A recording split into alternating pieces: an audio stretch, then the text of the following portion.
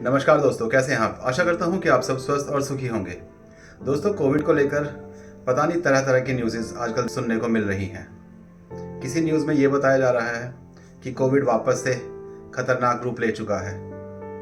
किसी में ये बताया जा रहा है कि कोविड में जिन लोगों ने वैक्सीन भी ली हुई है उनके ऊपर भी कोई फ़र्क नहीं पड़ रहा वैक्सीन का, और वो भी बीमार पड़ रहे हैं। अभी पीछे हाल ही में एक न्यूज़ आई थी कि जो 4 डेथ्स पिछले दिनों हुई हैं उनमें से 3 डेथ्स वो थी जिन्होंने कोविड वैक्सीन ली हुई थी।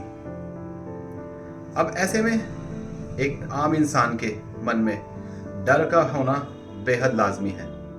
लेकिन दोस्तों, जहां एक और ये बताया जा रहा है कि इतने नंबर ऑफ केसेस आ रहे हैं या इतनी डेथ्स हो रही हैं, वहां कोई भी ये बताने को तैयार नहीं है कि नंबर ऑफ डेथ्स जो हुई हैं क्या वो नॉर्मल डेथ्स हैं या फिर उनको कोमॉर्बिड कंडीशंस भी थी।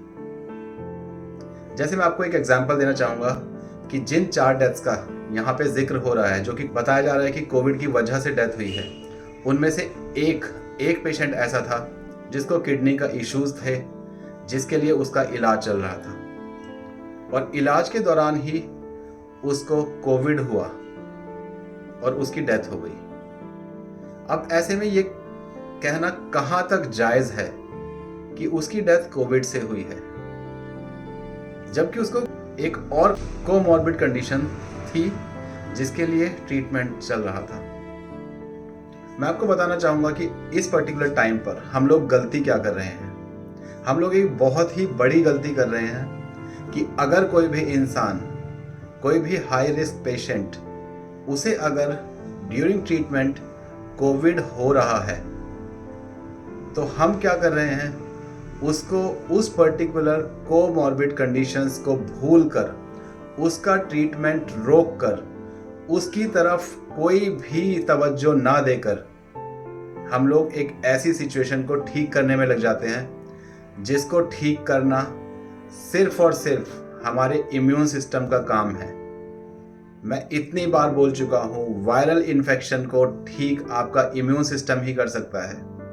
जो वीक पेशेंट्स हैं उनमें सिम्टम्स बढ़ के आते हैं, जो स्ट्रॉन्ग पेशेंट्स हैं उनमें ना के बराबर सिम्टम्स आ रहे हैं और वो ठीक भी जल्दी हो जा रहे हैं। अब गलती क्या हो रही है, मान लीजिए कि कोई भी डायबिटिक पेशेंट है और उसको अगर कोविड हो रहा है तो ज़्यादातर केसेस में ये देखने में आ रहा है कि वो लोग सारा का सारा फोकस अपना कोविड को ठीक करने में लगा देते हैं, क्योंकि इस पर्टिकुलर टाइम पे पैनिक कोविड की वजह से फैला हुआ है। और ऐसे में काफ़ी केसेस ऐसे हैं जो कि पहले से ही चली आ रही कोमॉर्बिड कंडीशंस का ट्रीटमेंट ठीक से नहीं होने की वजह से डेथ्स हो रही हैं। तो मेरी इस वीडियो के माध्यम से सरकार से हाथ जोड़कर प्रार्थना है कि कोविड के जितने भी केसेस आ रहे हैं विद कोमॉर्बिड कंडीशंस, उनको कोविड आइसोलेशन वार्ड में ना रखकर उनको जनरल वार्ड में ही रखें विद प्रिकॉशंस, जिससे कि उनका उस बीमारी के लिए भी इलाज बिल्कुल चलता रहे, कंटिन्यूसली चलता रहे, जिससे पेशेंट पहले से ही जूझ रहा है। और उसके साथ साथ कोविड को भी कंट्रोल करने की कोशिश करनी चाहिए। दोस्तों, मैं एक बार फिर से बोलना चाहूँगा कि कुछ गलतियाँ हम लोग भी कर रहे हैं जिसका आउटकम ये निकल रहा है। पहली वेव के दौरान, दूसरी वेव के दौरान, तीसरी वेव के दौरान हम लोगों ने ये देखा कि पेशेंट्स को एंटीबायोटिक्स दी गई, जबकि उस एंटीबायोटिक का कोई रोल नहीं था, कोई भी रोल नहीं था। लेकिन एंटीबायोटिक्स ये कहकर दी गई कि अगर जो सेकेंडरी बैक्टीरियल इन्फेक्शन हुआ तो ये उसको रोक लेगी। लेकिन वहाँ पे किसी ने भी ये नहीं सोचा कि एंटीबायोटिक्स अगर आप दे रहे हैं, एक स्ट्रॉन्ग शरीर ही एंटीबायोटिक्स के असर को झेल सकता है। अदरवाइज एंटीबायोटिक्स लेने के बाद बॉडी में वीकनेस आती है, ये हर कोई जानता है। और इस बार फिर से हम सेम वही गलती कर रहे हैं। किसी को भी कोविड हुआ, ज़रूरत यह है कि उसकी अंदर की ताकत को बचा के रखा जाए, उसकी अंदरूनी ताकत को बढ़ाया जाए, और एंटीबायोटिक्स देकर हम लोग उसकी ताकत को कमज़ोर कर रहे हैं। पेशेंट की ताकत कमज़ोर हुई कि अपने आप ही कोविड बॉडी के ऊपर हावी हो जाएगा। तो प्लीज़ प्लीज़ ऐसी गलती मत कीजिए।